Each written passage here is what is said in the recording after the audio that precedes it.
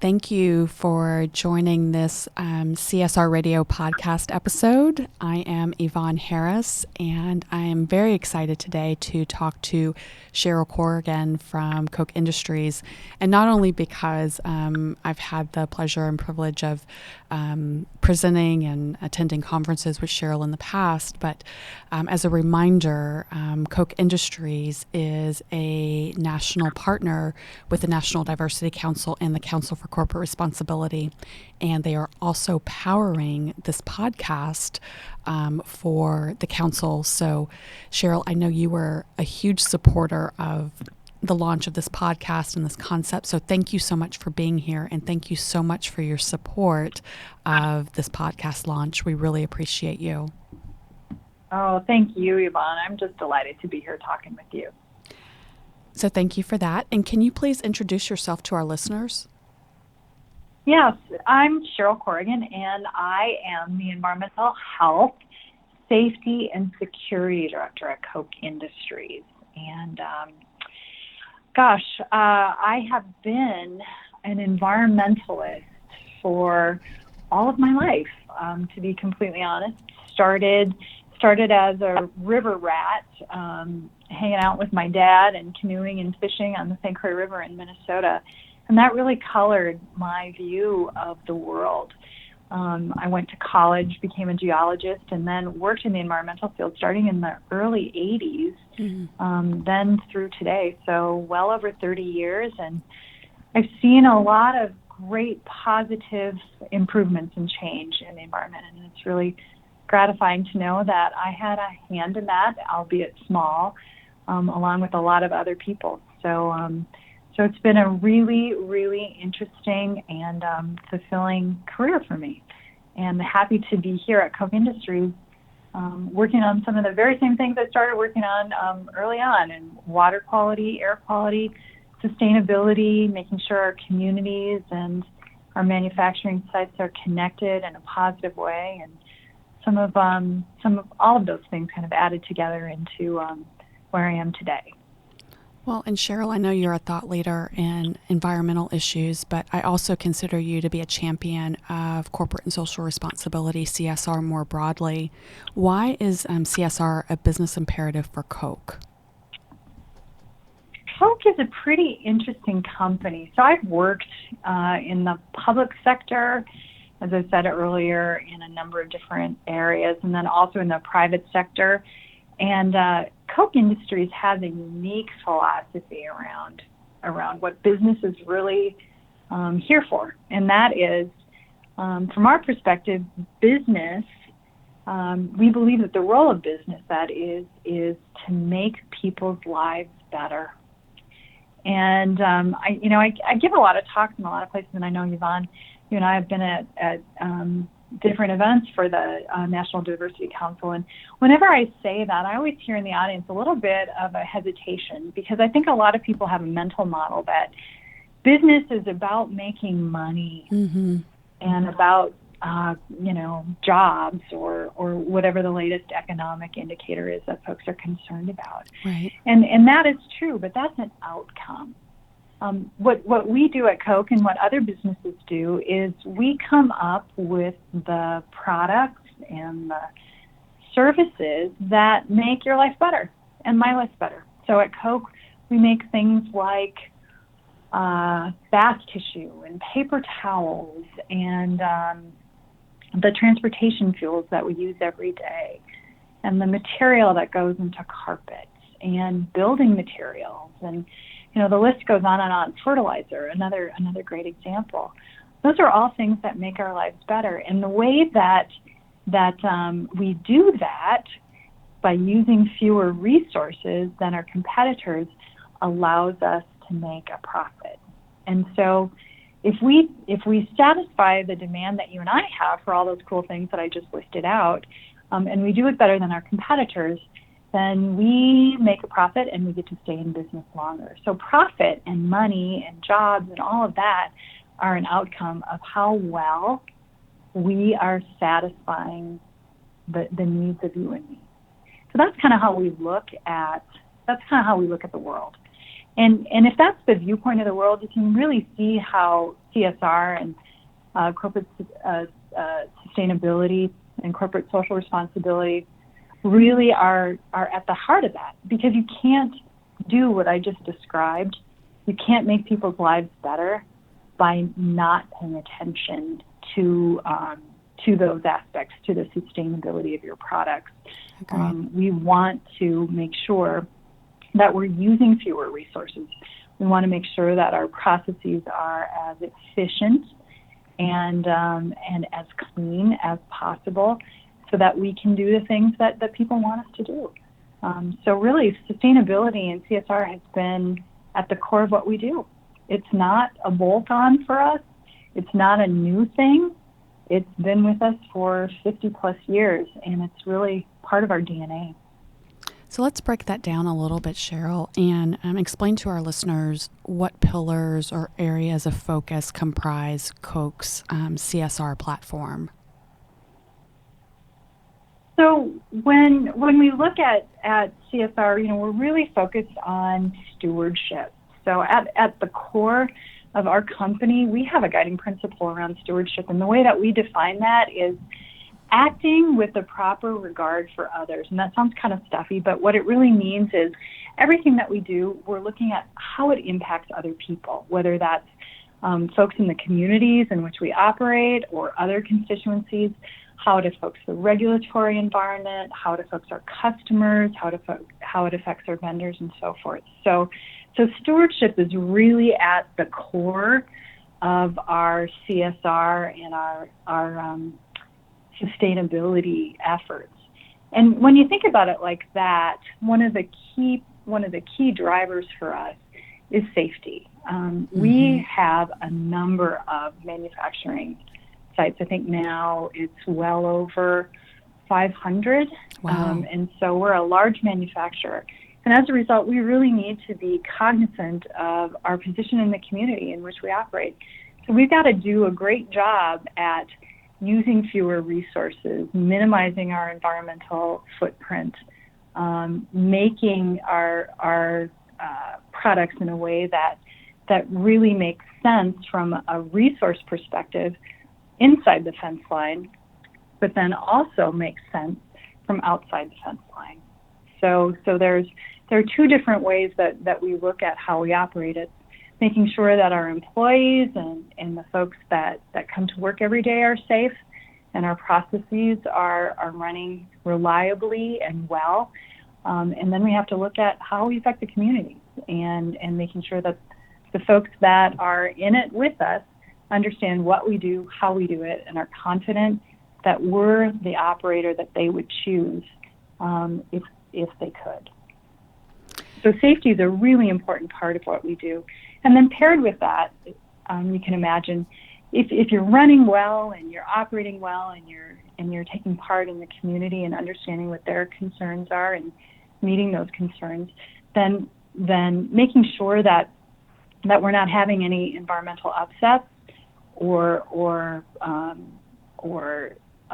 operations that don't make sense to the community is pretty important. And so that then bleeds over into the environmental arena. So that's also pretty important for us. So safety, environmental performance, and then making sure that we're connected to the communities in which we operate and making sure that we're meeting their expectations, really important. So Sheryl, someone may be listening today and saying, how does a large manufacturing and refining company use fewer resources? So can you address that for us? Yeah, well, I just said we have, I think it's now over 500 manufacturing sites, or somewhere thereabout.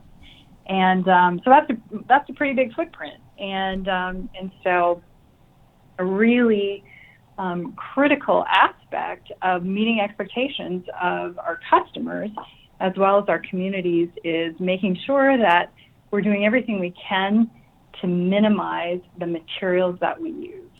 So we literally have tens of thousands of engineers and scientists and technicians working on process improvements every day. So for us, back to how do we make people's lives better? we make the things that they want, but we use fewer resources to get there, we actually have to innovate. We have to figure out new and different ways every day of how to be more effective and more efficient. One of the things that we've been focusing on for quite some time, as have other companies, is energy efficiency and making sure that the equipment that we operate is operating in the way that it should be, and that we're using technology and upgrading our equipment so that it demands less energy. So that's one example.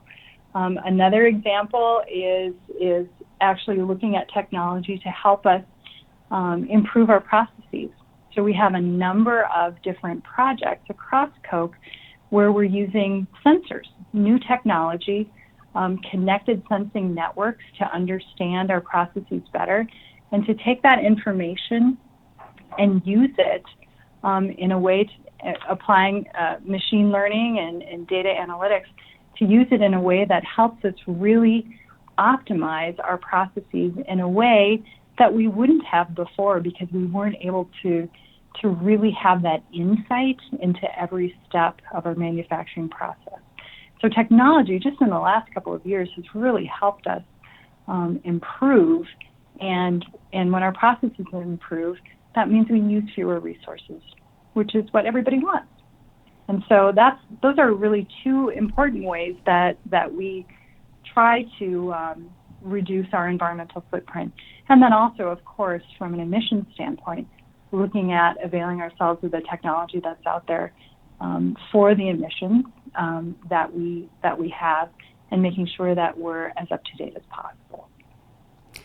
Well, and as we're spending this time together today, Sheryl, I'm learning more about Koch and the great work that you do. And I had the same thought as I think about your efforts in the community. Koch does so much, and I don't think people really know about the great work that Koch does in the community, just like they don't know about it in the environmental space and, the other CSR areas that we've talked about. So can we pivot for just a moment, and can you discuss Koch's social change and philanthropic efforts?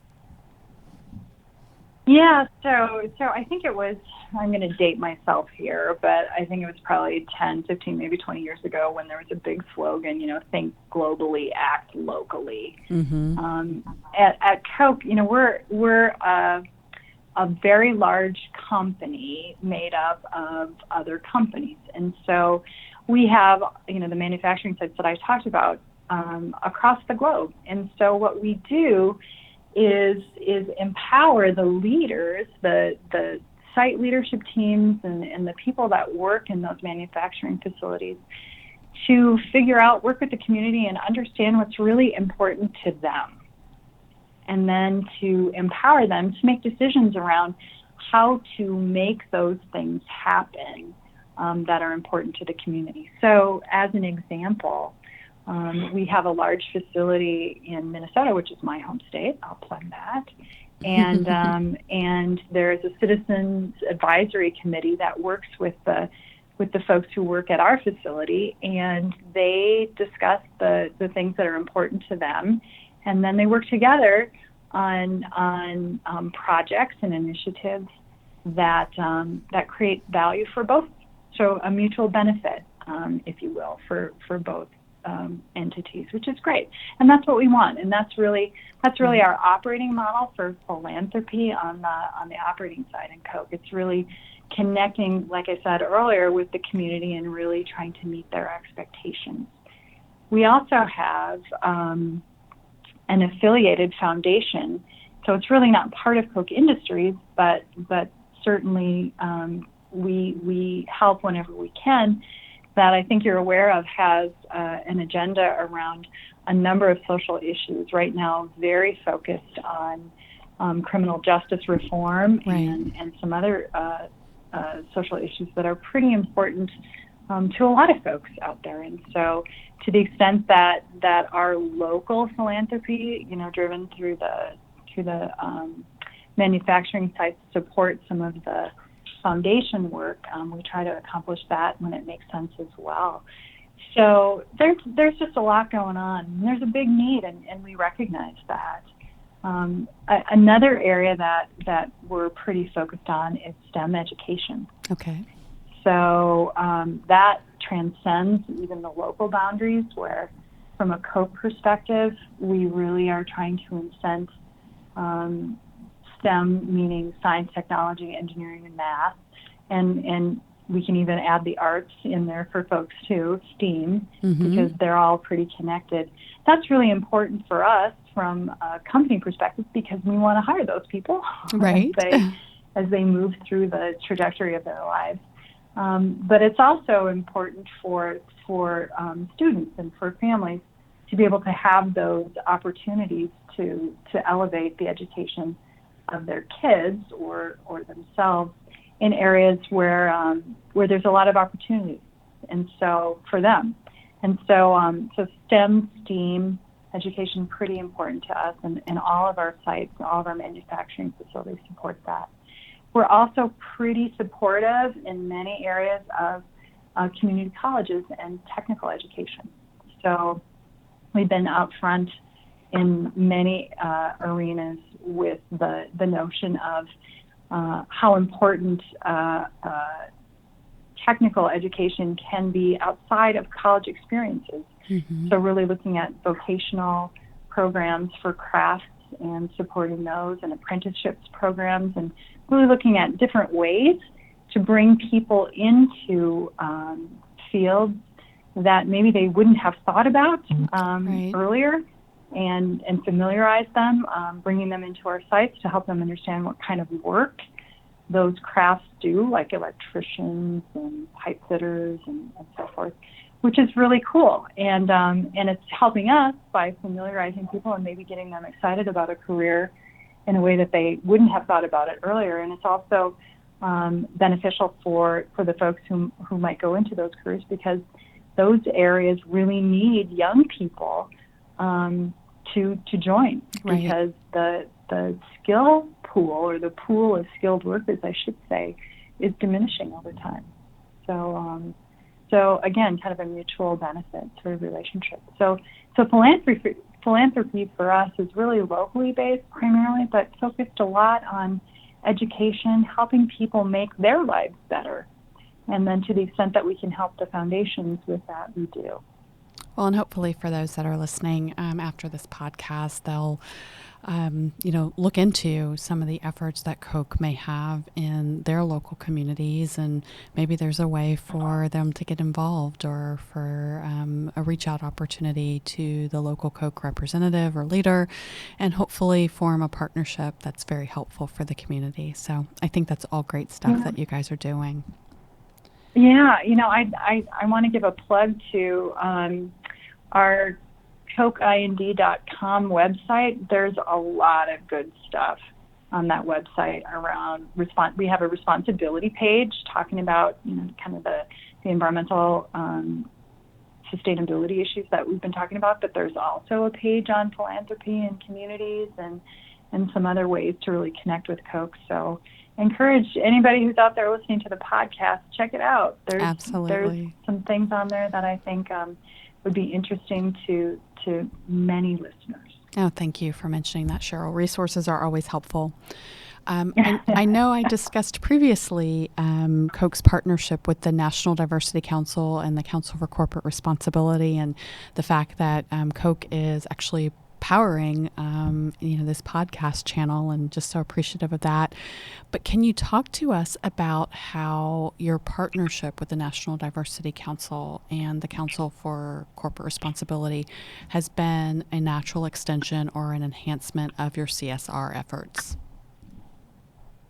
So we ran into, or I should say I don't want to say we, I ran into the National Diversity Council by running into some of the leadership, and I was so impressed with the folks that I was talking to and the agenda of the organization that I wanted to get involved. And so did an event or two, and the thing that I think really sets the Diversity Council apart from some of the other similar kinds of organizations is how focused they are on their constituencies, Mm-hmm. and really, really trying to bring value to the people who belong to the organization, but also to the people who are peripheral and who benefit from the event. So just really, I guess in a word, I was talking to a friend of mine about it the other day. The Diversity Council, it's really kind of all about others and not about them, which Yes. I think is super cool, especially in an age where there are a lot of organizations that are all about me, meaning themselves versus their constituencies. So I know the Diversity Council operates in a number of different areas, and for us, we've really been focused in this sustainability area and also supply chain area, and but it also has crossed over into some really interesting relationships around some of the more social issues that the Diversity Council has dealt with. So I want to say it was a year or so ago, I was on a panel, and it was focused on women in business. Right. And I gave a talk on emotional intelligence. And that's something, as a technical person, I've really never been able to do, but it's just very indicative, I think, of the way that this organization operates, and that, again, it's really about giving opportunities to others versus, being self-centered. Well, that was a wonderful shout out to the National Diversity Council, and I think you stated it so eloquently. So thank you so much to the NDC, their leadership, and their entire team for all the great work and impact that they have with all of their partner companies. So Sheryl, thank you so much for that. You stated it perfectly, and I'm sure they'll be glad to know and to hear that their good works are just truly. Well, they're a great bunch, for sure. They are. Yeah, they have done so much for so many organizations, and we're very appreciative. So looking forward, Sheryl, what CSR initiatives does Koch plan to launch in 2020 and beyond? One thing we're really excited about is around environmental footprint reduction. And so we have a project going on today with EPA around leak detection and repair, and that's related to air emissions. So a lot of people don't know this, but one of the largest sources of air pollution today, because we've been so good at controlling emissions, is fugitive sources. So that would be the tiny little wisps of material that come out when you, for example, loosen a valve or loosen a fitting on a hose or something like that. So the good news is we've gotten so effective at minimizing emissions from stacks and kind of what smokestacks and things like that, the things that people naturally think about, that some of the next biggest sources are these tiny little sources all added together. And so we're working on a technology right now with EPA, really excited about, to be able to detect those leaks when they're super, super small, using some of the technologies that I talked about earlier, the sensors and connected networks of sensors to help us actually see and predict when we're going to have leaks. So we're really excited about that. Right. Not only for us, but we think that this technology is proven out, that we'll have it out and available for other facilities, other manufacturing entities to be able to use as well. And the cool thing is, it started with an idea at one of our manufacturing sites about, hey, there's a way we can do this better than what we're doing today in terms of leak detection. And because before we were sending people out with actual equipment to detect, so people were going out into these manufacturing facilities on a daily basis and checking for leaks. And so now we think we can take the people out of the equation, back to that whole safety ethic that I talked about earlier, and have a much safer environment and be able to accomplish the outcome in a better way for people and for ultimately the environment. So that's pretty cool. And then we're also doing it in tandem with EPA. And so that then magnifies the ability of others to be able to take advantage of the same technology and use it in the same way.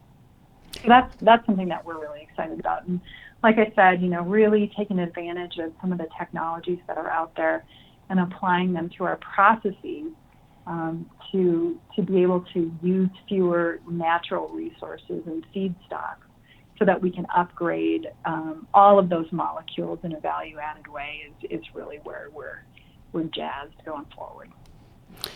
Well, Sheryl, I really hope that going forward, like examples like that, we can leverage this podcast and other resources and really just share all the great things that your organization is doing.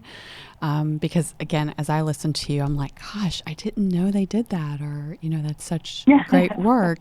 And I think now we have a microphone where we can start sharing those, not only what's coming up in terms of future projects, but all the great work that you're currently doing. So I just want to say thank you so much to you and the team.